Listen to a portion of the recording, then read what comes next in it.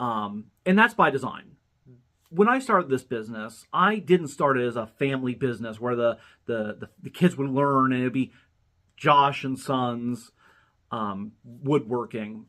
Each of my kids is a unique person that have their own unique passions and interests and things they want to pursue. And I think a lot of businesses, they build their business and they expect their kids to kind of jump on board. And I think that's a very poor way of starting the business. You started the business because you wanted to have a business. That shouldn't necessarily fall on your children.